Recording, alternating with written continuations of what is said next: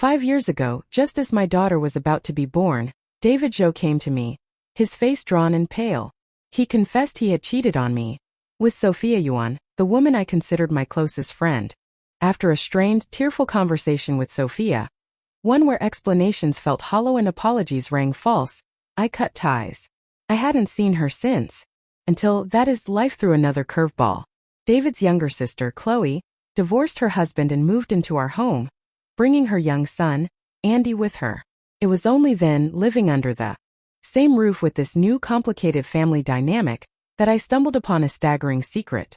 Only then did I begin to understand the full, ugly truth of the situation, the depths of human deception. Tonight finally, the house had fallen relatively quiet. Chloe, her son Andy, and my mother-in-law Eleanor had finally settled down in their respective rooms. My own daughter Lily, now 5 years old, had recently started sleeping in her own room too, granting David and me a sliver of privacy we hadn't had in what felt like ages. Exhausted, I reached to turn off the bedside lamp, ready for sleep, but my hand froze. In the dim glow, I caught sight of dark, bruise-like marks blooming on David's neck and chest. They looked disturbingly like hickeys, but we hadn't been intimate in nearly a month. How could he possibly have marks like that? A cold dread washed over me. Sophia? Had Sophia come back into his life? My heart hammered against my ribs, my hand unconsciously clenching the bedsheet.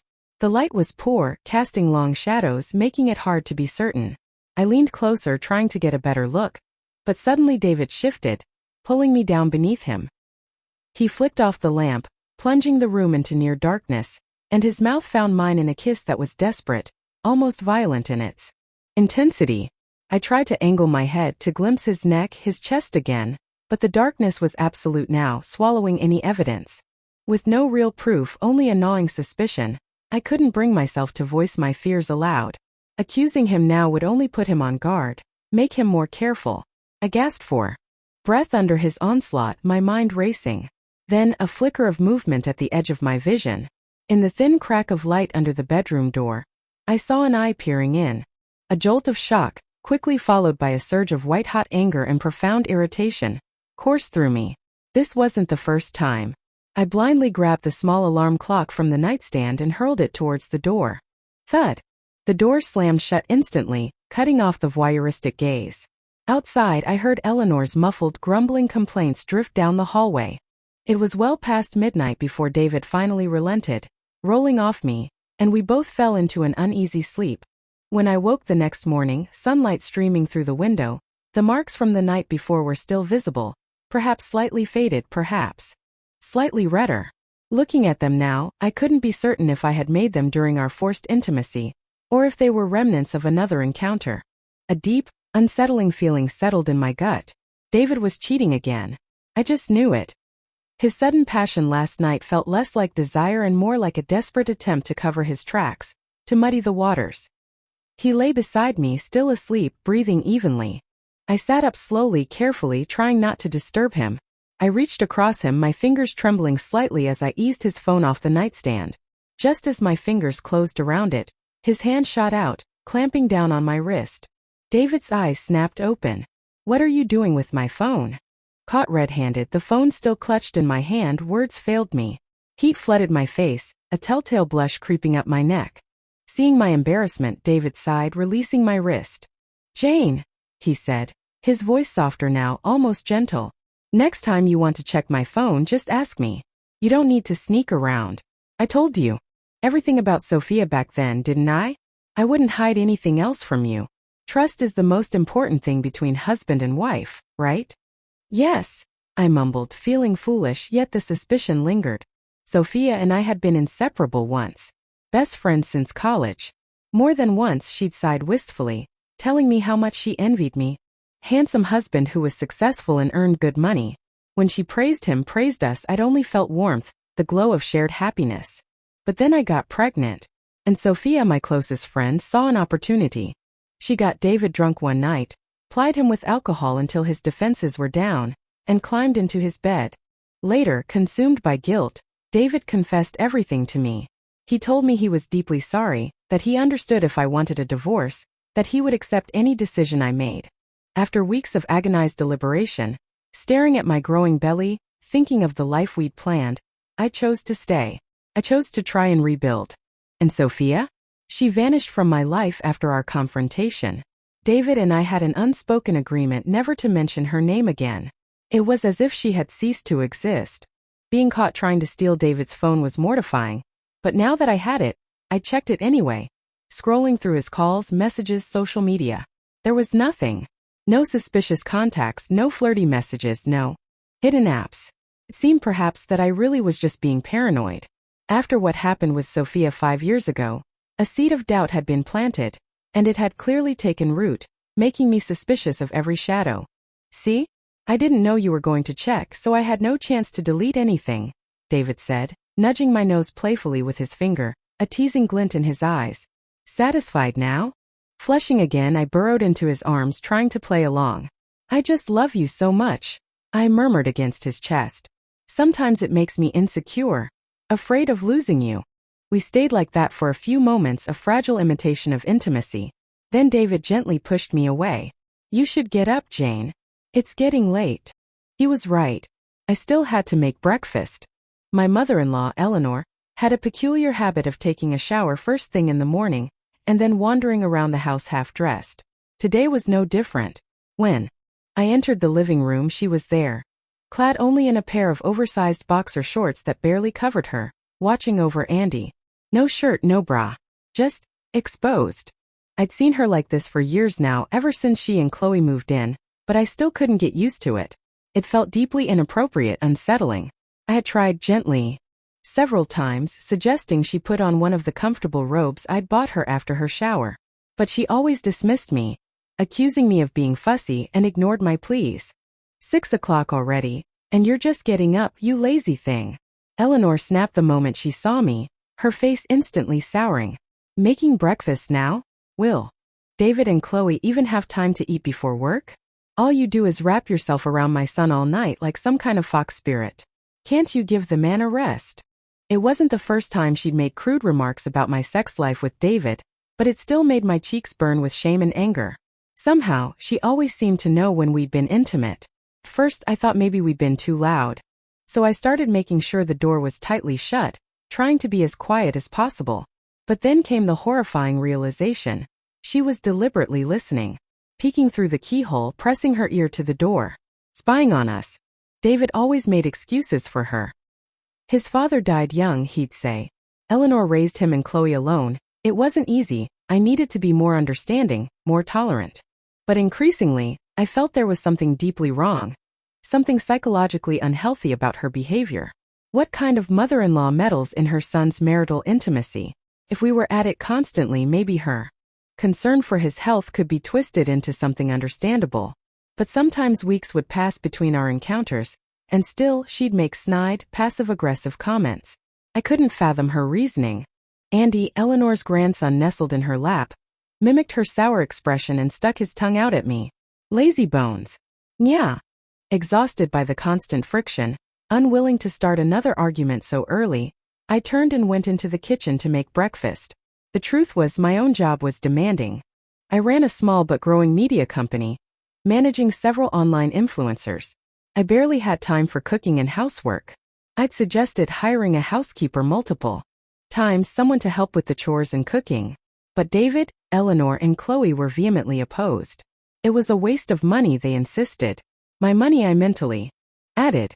Funny how they never seemed concerned about wasting money when they used my credit card to buy $1,000 outfits. But they were united on this, so I was stuck. By the time I finished cooking and carried the dishes to the dining table, Chloe had emerged from her room. She hadn't bothered to change out of her sleepwear, either a flimsy silk negligee that did little to conceal her assets. She was perched coquettishly on David's lap, wheedling him. Come on, David, please. Just lend me $30,000 for a down payment on a BMW. Look, Jane drives a Maserati. That thing costs, what, $200,000? All I want is a little BMW, just a few tens of thousands. It's not that much to ask, is it? I'm 33, David is 35, and Chloe is 34. She's a divorced mother. You'd think she'd understand the concept of appropriate boundaries between adult siblings-in-law. But Eleanor, her mother, had no sense of propriety herself, so perhaps Chloe, raised by her, genuinely saw nothing wrong with draping herself over her brother like this.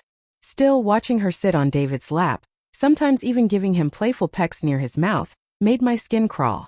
I placed the chopsticks down on the table with a little more force than necessary.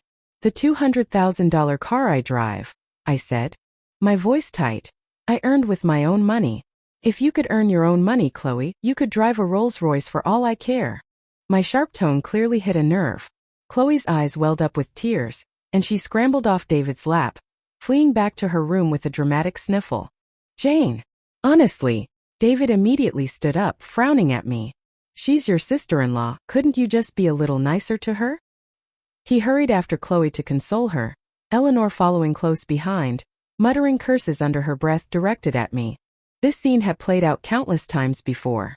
It left me feeling frustrated, resentful, and utterly drained. Chloe, technically my elder by a year, lived in my house, ate my food, used my things, and I was supposed to be understanding and accommodating? My appetite vanished. After Lily finished her breakfast, I drove her to kindergarten and then headed to my office. Throughout the morning, my phone remained silent. No calls, no messages from David. My mood soured as the hours passed. The incident with Sophia, the marks on David's neck, the morning's tension. It all swirled in my head. Then a thought. I had forgiven David for the affair with Sophia all those years ago. Why was I letting his family drive a wedge between us now? Making a decision, I delegated my remaining tasks to my assistant and left the office early. Around 4:30 p.m. I would go pick David up from work. It was a peace offering, a step towards reconciliation. I'd already bought a new apartment, a place just for us. Maybe the solution was simply to move out, away from the suffocating presence of his mother and sister. David worked at a state-owned enterprise, a steady job with predictable hours. He always finished precisely at 5:30 p.m. But when I arrived at his office building, walking up to the reception desk with a tentative smile, the receptionist gave me a puzzled look. David? Zhou took the day off today. I'm often told I look younger than my age, and perhaps my style is a bit more modern than what they usually see here. David's colleague, a man I didn't recognize, clearly mistook me for someone else. A mistress, perhaps. He leaned in conspiratorially, his voice lowered in a tone of misplaced kindness. "Listen," he whispered. "It's Christmas today. David took leave to spend the holiday with his wife. Saw them myself about an hour ago, heading into the Redwood Inn down on Xinhua Road. You probably shouldn't go looking for him there. Things could get messy, you know." His wife. The Redwood Inn? David had cheated again. The colleague's words hit me like a physical blow. My hands clenched the fabric of my coat, crushing it. I fought to keep my voice steady, forcing down the rage and humiliation. His wife. I managed, trying to sound casual. "Could you, tell me what she looks like? Just so I know who to avoid if I see them around." The colleague, eager to be helpful, didn't hesitate. "Sure. Big eyes, kind of short, but she's got a great figure. Looked maybe 7 or 8 years older than you, though." His description painted an immediate, sickening picture in my mind. It matched one person perfectly. Chloe. Big eyes, petite frame, curvy figure, it was Chloe to a T. But they were brother and sister, weren't they? No. Wait. A memory surfaced, hazy but sharp. A trip back to David's hometown years ago. Both he and Eleanor had been strangely resistant to me mingling with the villagers, almost fearful, as if they were hiding something. I remembered Chloe's overly familiar behavior with David, the casual touching, the way she sat on his lap. Behavior I had dismissed as a lack of boundaries, influenced by Eleanor's own eccentricities. Now it seemed grotesque, chilling. Could it be? Could Chloe and David not be siblings? The way they interacted. It wasn't like any brother and sister I knew. The thought made my stomach churn, bile rising in my throat. If I had been living under the same roof as my husband's mistress all these years, cooking for her, cleaning up after her, funding her life, I wasn't just a victim, I was a fool. A complete laughingstock. The idea was so outlandish, so deeply disturbing that my mind recoiled from it. It couldn't be true. My thoughts in turmoil, heart pounding erratically, I drove towards the Redwood Inn on Xinhua Road, the hotel the colleague had mentioned. I had to see for myself. I needed to know if reality was truly as twisted as my darkest suspicions suggested. It was nearly 7 p.m. when David emerged from the hotel entrance, his arm possessively around a woman's waist. I threw open my car door, fury propelling me forward. I stalked towards them, ready to unleash my rage. David Zhou. Chloe. I meant to scream Chloe's name. But as I got closer, the streetlight illuminated the woman's face. It wasn't Chloe. It was Sophia Yuan, the friend who had betrayed me 5 years ago. The woman who had supposedly vanished from our lives forever. Relief warred with confusion for a split second. Of course, if it had been Chloe, that would have been the ultimate, most bizarre irony. Too insane to be real. But the relief was instantly consumed by a fresh wave of potent anger. Sophia. It was still Sophia. Smack. My hand flew up, aiming for Sophia's face, but at the last second I redirected the blow. My palm connected hard with David's cheek. The sound cracked in the evening air. His head snapped to the side, a bright red mark blooming instantly on his skin. Jane. What are you doing here? David stared at me, eyes wide with panic, then flicked a nervous glance at Sophia beside him. I was breathing heavily, my chest tight. My eyes fixed on the fresh, unmistakable kiss marks darkening Sophia's neck. Each one felt like a stab to my own heart. If I hadn't come here, I choked out, my voice trembling with fury. How else would I have discovered your sordid little affair is still going on? I pointed a shaking finger at Sophia, tears blurring my vision as I yelled. 5 years ago. You promised me you'd leave. You promised you'd never come back. Sophia, how could you do this to me? Again. Because I love him, Sophia said, lifting her chin defiantly, though her eyes held a flicker of something else. Because I wasn't ready to let him go. It's that simple. And I think I'm better suited for him than you are. If he had met me first, we would be the ones married right now. I didn't let her finish. Another slap, this time finding its intended target.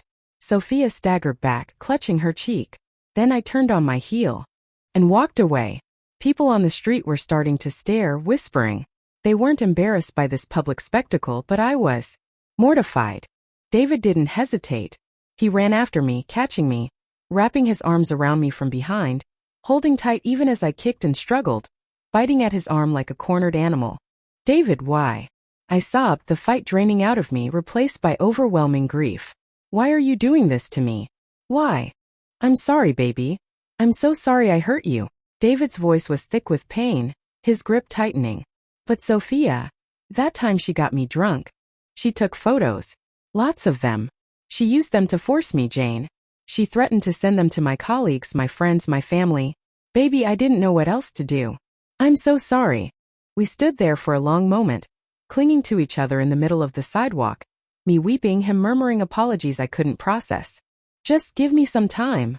I finally whispered, my throat raw, my eyes aching from crying. Let me think. Let me figure out what we do now. Anything, David pleaded, his face etched with worry. Blame me, yell at me, hit me again if you want. Just please don't make yourself sick over this. It's all my fault. I didn't answer. I pulled away, got into my car, and drove numbly to a quiet coffee shop 2 streets away. About half an hour later, Sophia arrived. The red handprint was still visible on her cheek. Seeing it, despite my anger, I felt a pang of something complicated. Regret? Residual affection? I flagged down the waitress and asked for some ice in a plastic bag. Here, I said, sliding it across the table to Sophia. Put this on your face. I tried to hold back. It's okay, Sophia murmured, pressing the ice pack gently to her cheek. I deserved it. She looked utterly defeated, slumped in her chair. A stark contrast to the defiant woman outside the hotel. Seeing her like this twisted something inside me. David had strayed and I didn't even realize. I said quietly, bitterness lacing my voice. He used me, used my trust. This is my fault too. And then the story Sophia told me shattered everything I thought I knew. 5 years ago, it wasn't an affair born of drunken weakness. According to Sophia, David had used my phone to message her, pretending to be me, setting up a meeting. When she arrived, he had attacked her, raped her. He told her twisted lies. That I was pregnant and couldn't satisfy him. That we had planned it together, using her to fulfill his needs. Devastated and traumatized, Sophia had fled, leaving town immediately. But the story David had told me? That Sophia had intentionally gotten him drunk and seduced him. When I had confronted Sophia back then at her parents' house, she had shown me the chat logs, messages seemingly from my phone, arranging the meeting. Proved David was lying. But Sophia's parents were conservative, terrified of the scandal. The shame a police report would bring upon their daughter. Besides, 2 days had passed. Crucial evidence was likely gone. Proving rape in court would be difficult, they argued. So the horrific incident was buried. Sophia, traumatized and silenced, had spiraled into a severe depression, attempting suicide multiple times. A wave of guilt washed over me now, so intense it was nauseating. "Sophia, I told you I'd find a way," I whispered, my voice thick with emotion. "I promised I would make David pay for what he did to you. I told you to focus on getting better. Why did you come back? Why get involved with him again?" Sophia shook her head, a bitter smile twisting her lips. "He suspected you were onto him, Jane. That you knew he was cheating again. To throw you off the scent, he dug up those old photos, the ones he took after he attacked me. He threatened me with them, forced me to come back, to meet him. He wanted you to see us together, to believe that I was the other woman, the only one. To distract you from whoever he's really seeing. I knew David was despicable, but this level of calculated cruelty, using the trauma he inflicted as a weapon, it took my breath away. I sat there, stunned into silence. But Sophia wasn't finished. She leaned forward, her eyes intense. "Jane," she said, her voice barely a whisper. "There's something else. I suspect. I think Chloe isn't really David's sister. I think she's his lover." The coffee cup trembled in my hand. I stared at Sophia, utterly dumbfounded. "I saw them once," Sophia continued, her voice low and urgent. "A while back before I left. They were holding each other. Really intimately. But you used to complain to me about how overly familiar his whole family was, how Eleanor walked around half naked, how David and Chloe were always hugging. I thought maybe I was just imagining things, reading too much into it. But then," she paused, taking a shaky breath. "Later I saw him. I saw David slide his hand inside Chloe's shirt. He was touching her breast, Jane. No matter how close a brother and sister are, that's not normal, is it?"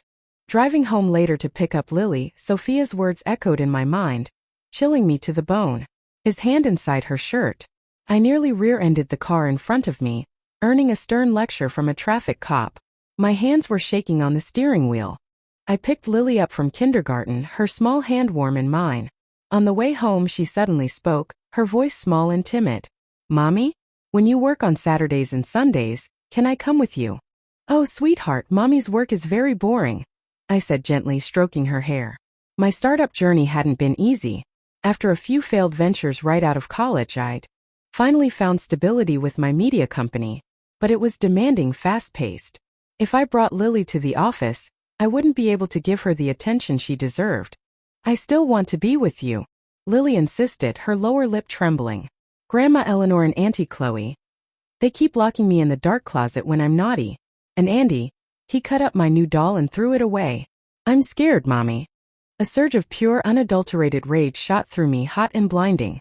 David's job paid peanuts. Maybe $3,000 a month after deductions, plus a small annual bonus. Barely $70,000. A year disposable income. He at least had a job. Eleanor did nothing all day but criticize and demand. Chloe drifted from one short-lived gig to another, contributing practically nothing. The house, the cars, the food, their clothes, their expenses, I paid for everything. I supported his entire parasitic family. And this is how they treated my daughter? My precious Lily? My knuckles turned white as I gripped the steering wheel, forcing myself to breathe, to maintain control until we got home. But the scene that greeted me shattered my fragile composure. Chloe was draped over David on the sofa, posing for selfies, giggling. Eleanor was lounging in her usual state of undress, watching TV with Andy, who was gleefully snipping the hair off Lily's brand new Barbie doll with a pair of scissors. The house was a mess, toys scattered, dishes piled in the sink, laundry overflowing the basket, waiting as always for me to clean it up. Looking at them living in my house, disrespecting my child, plotting behind my back, something inside me snapped. "What's with the long face?" Eleanor sneered, glancing away from the TV, her expression full of disdain. "It's 7 o'clock already. Get in the kitchen and make dinner. If my Andy goes hungry, I'll hold you responsible." Crash. I grabbed the nearest heavy object, a glass water pitcher, and hurled it at the television screen. It exploded in a shower of glass and sparks. "Ah, are you crazy?" Eleanor shrieked, scrambling up.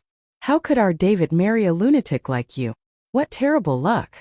She pointed a shaking finger at me, her face contorted with fury.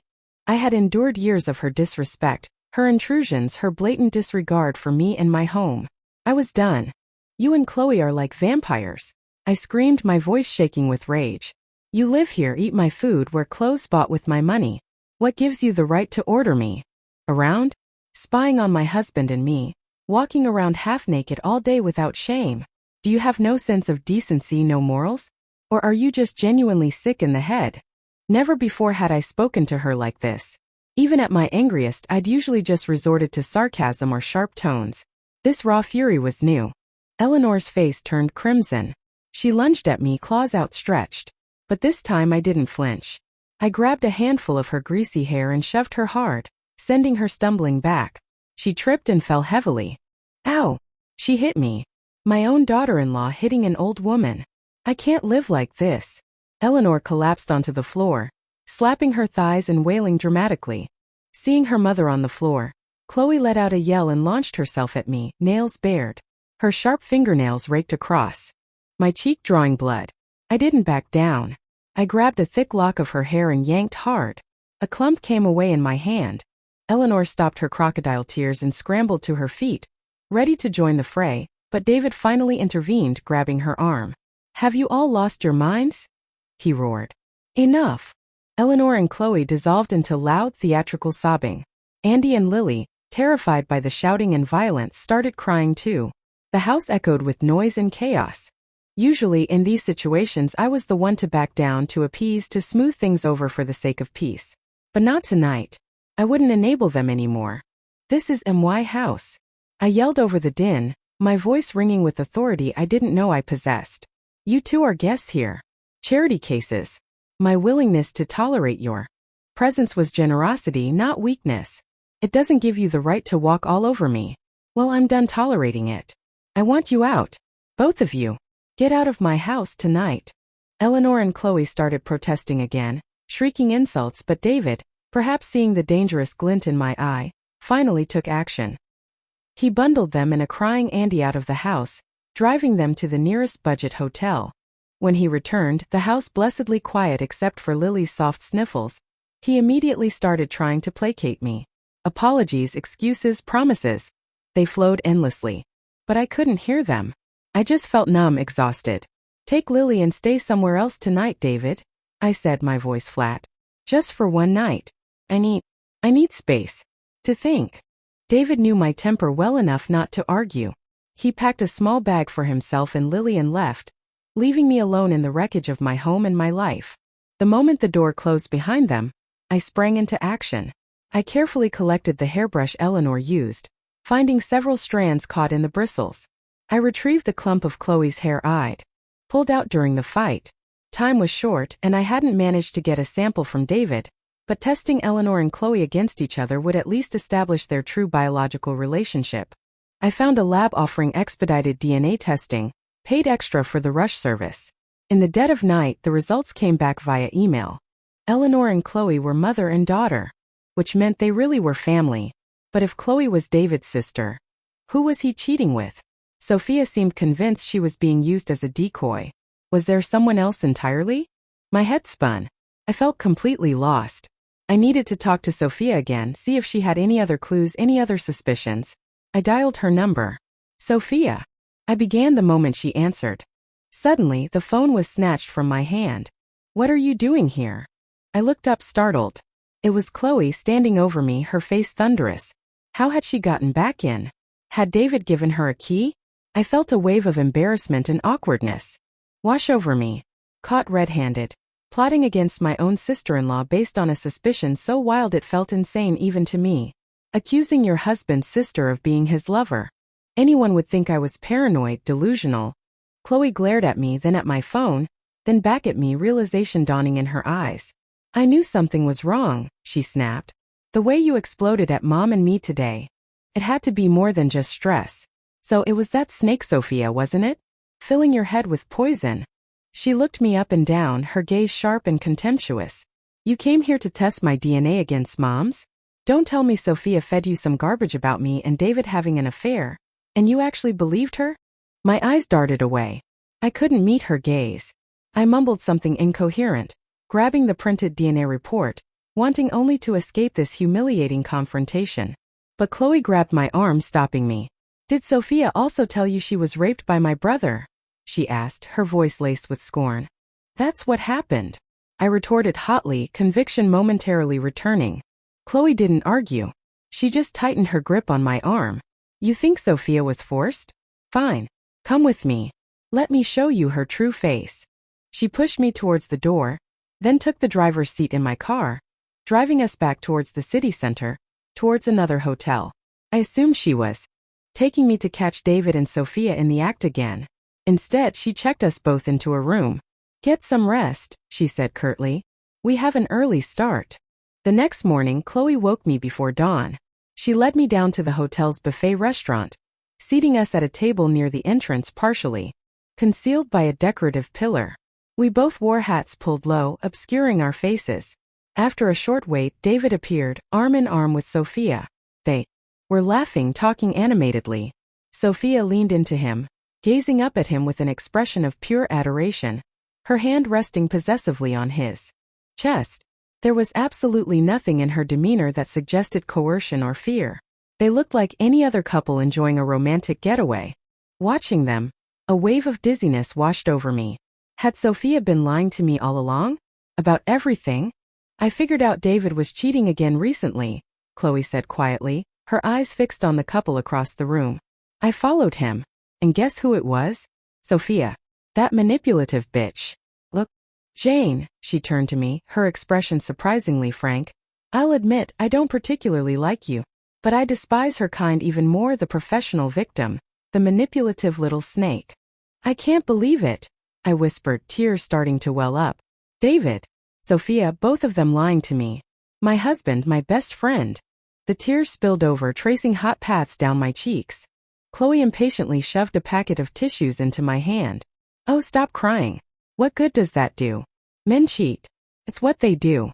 Find another one, he'll probably cheat too. The point is, you're his wife. You need to get rid of Sophia. Show her who's boss. Assert your position." "But I don't know how," I sobbed, feeling utterly lost and powerless. Chloe sighed, looking at me with undisguised exasperation. "Okay, look," she said after a moment's thought. "David trusts me. He doesn't guard his stuff around me. I know he has intimate photos of him and Sophia on his phone, probably cloud storage too. Here's the plan. I'll get those photos for you. You use them. Threaten Sophia. Threaten David. Blackmail them. They won't dare step out of line again." A flicker of hope ignited within me. "Really? You do that?" "Thank you, Chloe. Thank you so much." I grasped her hand, relief flooding through me. Chloe squeezed my hand back, a shrewd glint in her eyes. "Hey, if you really want to thank me, Sousy sister-in-law.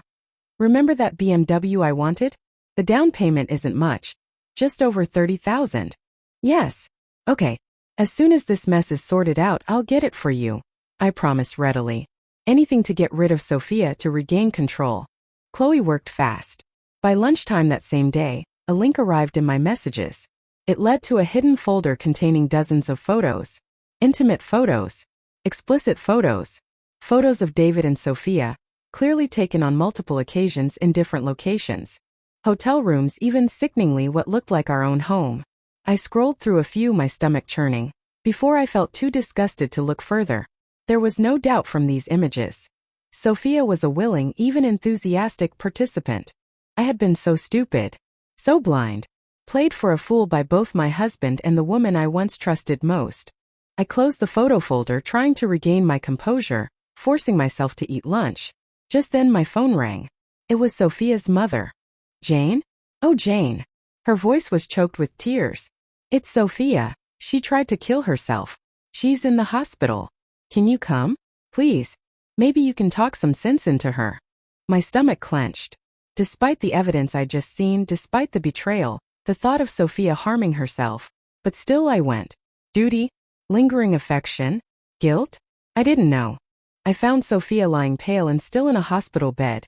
Thick bandages wrapped around her wrists, concealing the wounds. Her face was ashen, devoid of color. She looked fragile, ethereal, as if a strong gust of wind could blow her away. Seeing her like that, helpless and broken. Tears sprang to my eyes again, blurring my vision. "Oh, Sophia," I whispered, sinking into the chair beside her bed. "Why? Why would you do this?" Tears welled in Sophia's own eyes, trickling down her temples into her hair. "This morning when you called me," she whispered, her voice raspy, "questioning me, accusing me. I just couldn't take it anymore. And then David. He suddenly insisted we act all lovey-dovey in public. I didn't understand why. But then you called," she continued, her voice gaining a desperate edge. "And it all clicked. He and Chloe. They set me up. They planned it, Jane. They wanted you to see us like that, to make you believe I was the willing mistress, to make you doubt everything I told you. If even you don't believe me," she cried, her voice breaking, "who will? If I ever find the courage to tell the world what David did to me, what he really did, everyone will just dismiss me as a scorned, lying mistress." Her anguish seemed genuine. She started pounding weakly on the mattress, her breath coming in ragged sobs.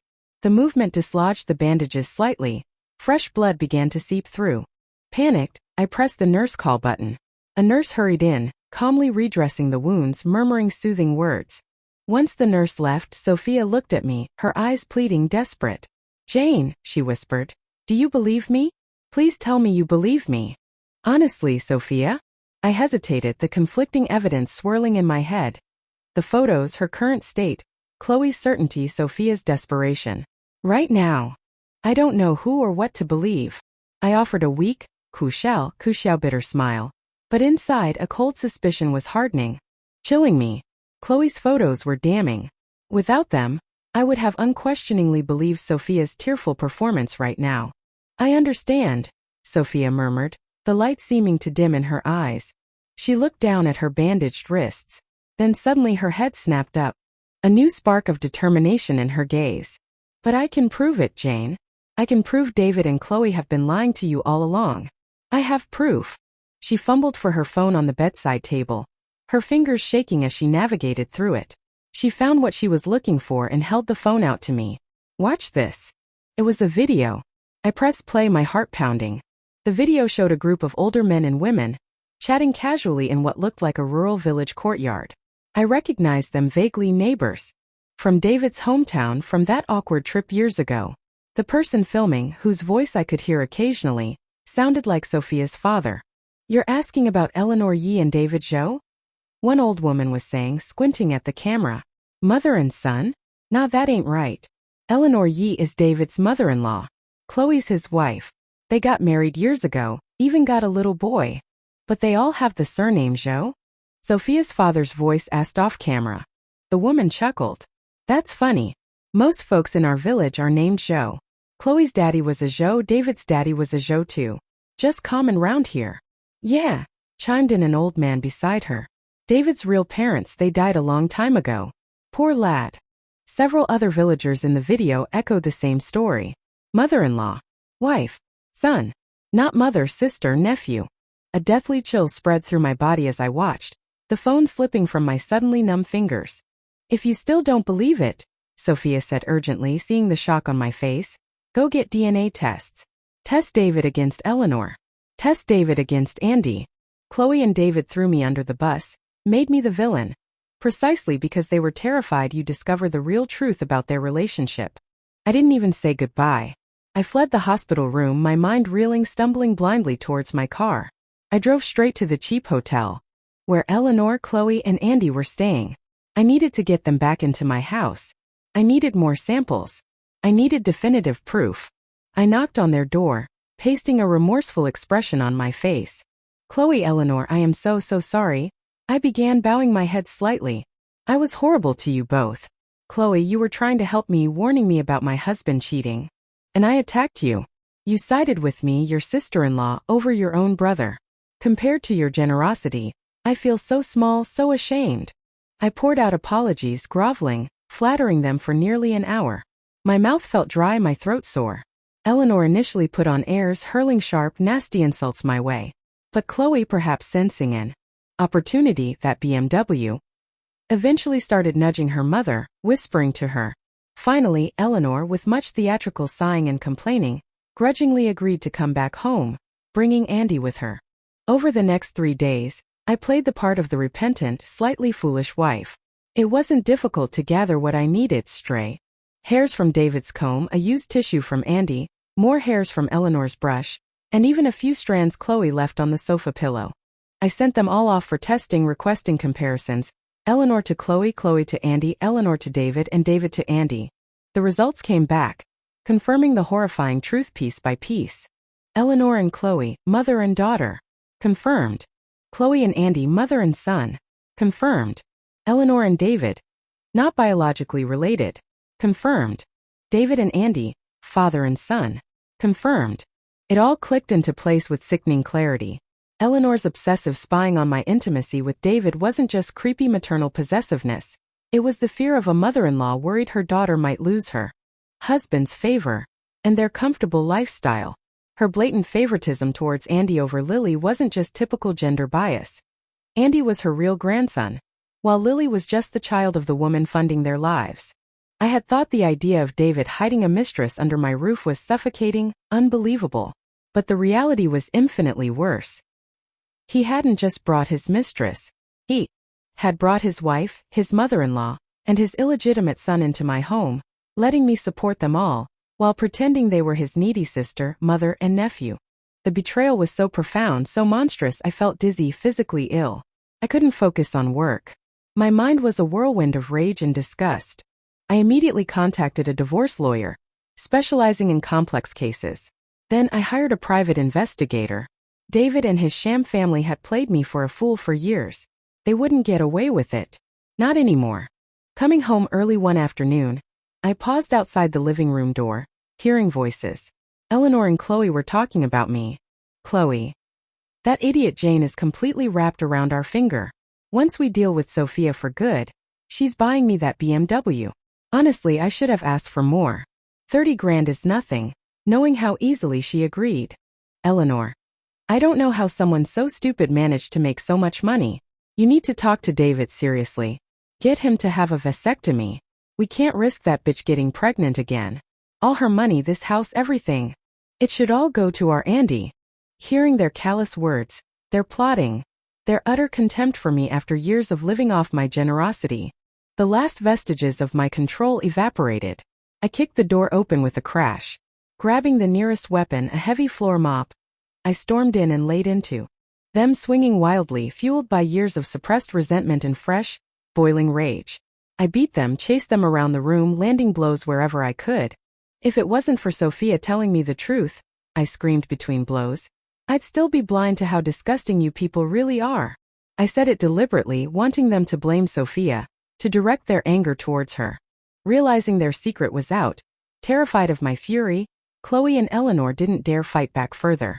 They scrambled away, bruised and sobbing, fleeing the house in terror. 2 hours later, the private investigator called. Ms. Zhou, he said, his voice grim. There's been an incident. Chloe Zhou and Eleanor Yi located Sophia Yuan. They assaulted her quite severely. Ms. Yuan suffered a miscarriage. She wanted to call the police, but the Zhou women threatened her. They said they'd tell you she seduced David, that she was the instigator. Ms. Yuan felt forced to drop the matter. Miscarriage, assault, threats. Once I would have considered Sophia my sister. Hearing about her suffering now, a cold, hard satisfaction settled in my chest. Felt like twisted, delayed justice. I immediately called a locksmith and had all the locks on the house changed. When David found out, presumably from a frantic Chloe, that the game was up, he didn't even bother going back to work. He rushed home, hammering on the new locks, shouting apologies, begging me to let him in, to listen to his explanation. Eventually, I let him in, wanting to hear his pathetic excuses.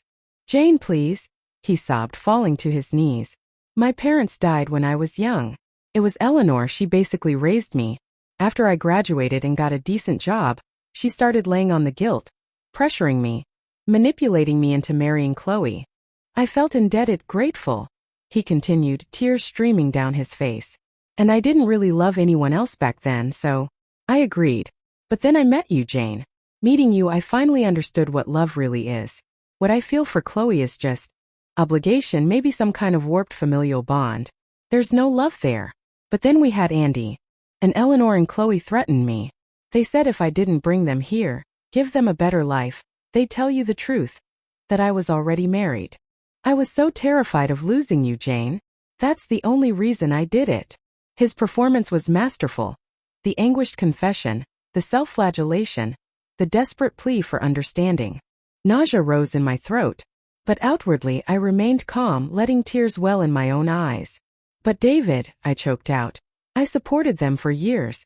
Your wife, your son, your mother-in-law. Living under my roof, eating my food. The humiliation. The anger. I can't just let it go.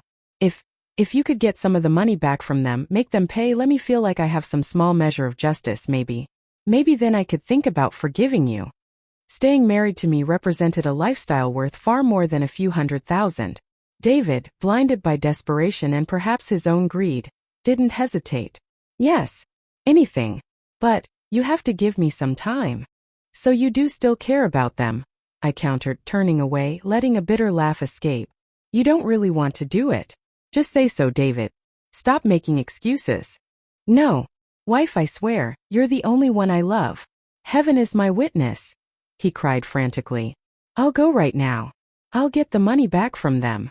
Terrified I'd file for divorce immediately, he rushed out of the house to confront Chloe and Eleanor.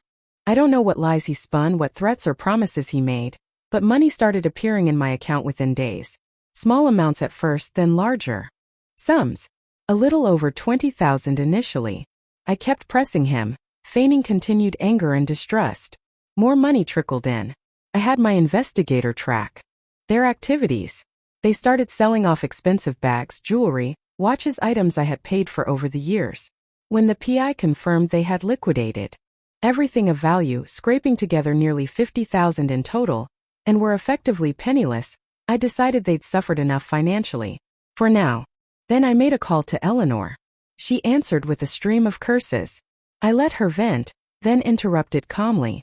When David asked you for the money, what did he say? Did he promise he'd find a way to get even more from me later to pay you back? Let me tell you the truth, Eleanor. He did that to prove his loyalty to me. He threw you and Chloe under the bus to save himself. And by the way, I added, letting a triumphant note creep into my voice, I'm pregnant again. With a boy this time. David doesn't care about you or Andy anymore. He has a new heir on the way. I hung up. It didn't take long. Less than an hour later, David returned home, beaming, eager to tell me how he decisively dealt with his problematic relatives for my sake. He showered me with compliments and promises of a fresh start. I played along, letting him believe I was softening. I deliberately left the front door slightly ajar.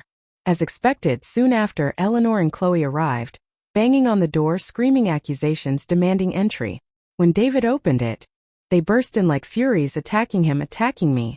I dodged behind David, using him as a human shield, occasionally landing a strategic kick or shove when they got too close. Eleanor and Chloe were frantic. They cared about money above all else, and David had taken everything, even their emergency savings. They fought dirty, scratching, biting, pulling hair. David, despite his earlier performance of remorse, wasn't known for his patience. When Eleanor lunged at him again, trying to claw his face, he lost control. He kicked out violently. Thump! Eleanor stumbled backward, hitting her head sharply on the corner of the glass coffee table before collapsing onto the floor. A pool of blood quickly began to spread beneath her head. She lay unnervingly still. David stared, frozen in shock. I immediately dialed emergency services. At the hospital, the news was grim. Eleanor had suffered a severe spinal injury. She would likely be paralyzed from the waist down for life. Chloe went ballistic, screaming at David, blaming him, attacking him again right there in the hospital corridor until security intervened. Later, when David found me, his face was scratched and bleeding. Jane, he demanded, his voice rough with anger and confusion. Why did Chloe say you're planning to divorce me? I mumbled a vague excuse, avoiding his eyes, and quickly found a reason to leave, telling him I needed to check on Lily. Instead, I went back to the hospital, to Sophia's ward. She looked even paler now, gaunt and fragile on the bed. Sophia, you had a miscarriage? I asked, feigning shock and concern, sitting beside her bed. Why didn't you tell me? It was the rapist's child, Sophia whispered, her eyes dark. Even if Chloe and Eleanor hadn't attacked me, I would have gotten rid of it myself. You're my friend, Jane. I could never carry your husband's baby. Contempt churned within me at her continued manipulation, but I forced myself to offer words of comfort, squeezing her hand. After a few moments of sympathetic murmurs, I leaned closer, lowering my voice. Sophia, there's something the doctors didn't want to tell you. Afraid it would upset you more. I paused, letting the fake gravity sink in. The attack. It was brutal. Chloe and Eleanor, they damaged you internally. The doctors said. They said you might never be able to have children now. Sophia's eyes widened in shock, then slowly filled with a terrifying, venomous hatred. The mask of the victim slipped, revealing raw fury beneath. Casually, as if changing the subject, I mentioned Andy's kindergarten schedule, the park he often played at after school, his favorite climbing frame near the riverbank. Then, offering a final sympathetic pat on her hand, I left the hospital. A week passed in a blur of calculated actions. I forwarded recordings of David badmouthing Chloe to her, fueling her resentment. Kept reminding Chloe how grateful I was to Sophia for revealing the truth, subtly implying Sophia was the reason I hadn't bought the BMW yet. Enraged and feeling betrayed by both David and Sophia, Chloe retaliated. She gathered the intimate photos David had kept, perhaps some she'd taken herself, and blasted them to David's and Sophia's workplaces, colleagues, friends, and extended family. The fallout was swift. David was fired from his stable job, his reputation shredded. Sophia, already fragile, became a pariah. Chloe, penniless and furious, started relentlessly harassing David, showing up at the house at all hours. "Give me money," she'd scream through the locked door. 100,000.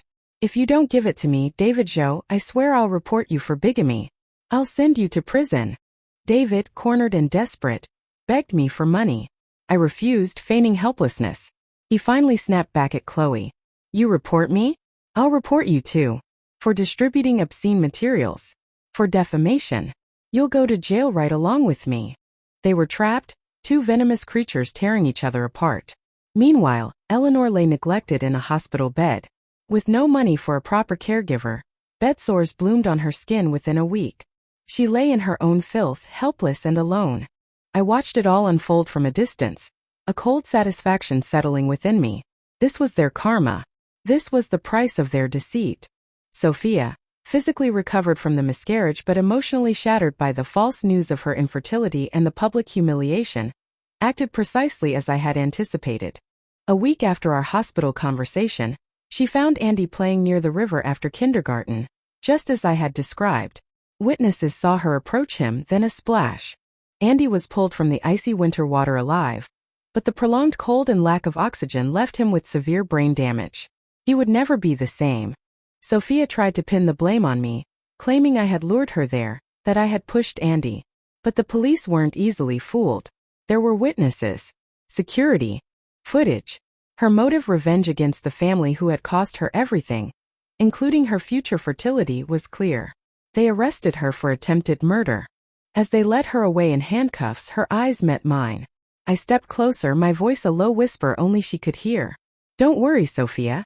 Your dear lover David will be joining you soon enough. Oh, and by the way, that story about you never being able to have children? I made it all up. Jane, you played me?" Sophia's face crumpled, utter devastation replacing the hatred. I looked at her, my expression cold, devoid of pity. "Didn't you play me first, Sophia? You wanted David. You wanted him to leave me. But he just enjoyed the thrill of the affair, didn't he? He never intended to give up the comfortable life I provided. When you threatened to tell me the truth back then, he panicked. He came to me with the story about you getting him drunk. The messages arranging that meeting 5 years ago, the ones supposedly from my phone? You sent them yourself, didn't you? It was all part of your plan even back then. Play the victim, make me feel guilty, manipulate me. You came back this time because you were pregnant. You thought the baby was your trump card. Leverage to finally force David to divorce me. And telling me about Chloe? That wasn't friendship. It was calculated. Partly to gain my trust, yes. But mostly it was using me as a weapon. You wanted me to get rid of Chloe, Eleanor, and Andy, didn't you? Because if you somehow did end up with David, you didn't want to be stuck supporting those 3 parasites. Seeing that I knew everything, the real unvarnished truth, all the fight drained out of Sophia. She sagged between the officers, utterly defeated. The reason I hadn't divorced David immediately after discovering his initial rape story was a lie was complex. Part of me couldn't stomach the thought of him getting away scot-free. I wanted revenge for Sophia even if she didn't deserve my loyalty. I stayed vigilant, half hoping he would slip up again, give me concrete proof to send him down, while simultaneously trying to prevent him from harming anyone else. I thought I was in control. But I never imagined the depths of his depravity. That my mother-in-law, sister-in-law, and nephew were actually his wife's family, his secret son. That Sophia wasn't a victim of rape, but a willing participant, a manipulator from the start. But knowing now wasn't too late. Everyone who had deceived and used me would pay the price. I returned home. David was in the kitchen, awkwardly trying to cook dinner. Jobless, disgraced, with no prospects, his only hope was to win me back. He rushed to the door the moment I entered, obsequiously offering me slippers. "So," I said conversationally, watching his reaction closely, "Andy is permanently disabled. The baby Sophia was carrying is gone. How does that make you feel, David?" He had always pretended to adore Lily, but I knew deep down, he possessed the same ingrained preference for sons as his fake mother. The existence of Andy was likely the only reason he hadn't pressured me for a second child sooner. His face twisted, a flicker of genuine pain crossing his features before he quickly smoothed it over, forcing a smile. "Those children. Neither of them were truly wanted, Jane. How they ended up doesn't matter to me. The only child I care about, the only child I love is the one you gave me. Lily." I smiled back, a slow, cold smile. The miscarriage Sophia had? That was because of me setting Chloe and Eleanor on her. Andy falling into the river? Also because of me manipulating Sophia. "Did you really think, David," I continued, my voice dropping to a deadly quiet, "that I would ever spend the rest of my life with someone as disgusting, as fundamentally rotten as you?" David stared at me, comprehension dawning slowly, horror replacing the feigned affection in his eyes. He finally understood. My lawyer had already filed the paperwork. The charge, bigamy. The evidence, DNA tests, witness statements from the village, financial records proving I supported his other family, was irrefutable. The result, the marriage was annulled, David was charged criminally, and due to the fraud and bigamy, he was left with absolutely nothing. Stripped of assets, reputation, and freedom. He fainted dead away in the courtroom when the judgment was read. They had to carry him out. Leaving the courthouse, I got into my waiting car. As we drove away, I glanced out the window and saw a familiar figure huddled on the sidewalk a block away. Chloe. She was being violently shaken by a rough-looking man. "Mark," I recognized him. "Where's the money?" he was yelling, slapping her face. "I swear I don't have any more. Please let me go. Please." Chloe sobbed, covered in fresh bruises, trying to shield her face as she wept hysterically on the ground. A week prior, right after David had transferred the last of Chloe's salvaged money to me, I'd had my investigator subtly arrange an accidental meeting between her and Mark. Mark cultivated the image of a wealthy playboy, flashy clothes, expensive watch, all fake or borrowed. Many mistook him for a rich heir. In reality, he was broke, a violent gambler constantly looking for a wealthy woman to leech off. Chloe, still decked out in the designer clothes I had paid for, looked like an easy target. He'd latched onto her immediately. Getting away from him now would be difficult. She might lose more than just money. I looked away quickly, turning my gaze forward. She wasn't worth another thought. I picked up Lily, her bright, innocent face a balm to my bruised soul. Together we boarded a plane bound for the south, for Zhou, a place of sunshine and warmth. As the plane climbed higher, the endless blue sky stretched out above us, closer and closer. The future I knew would be brighter too. Much brighter.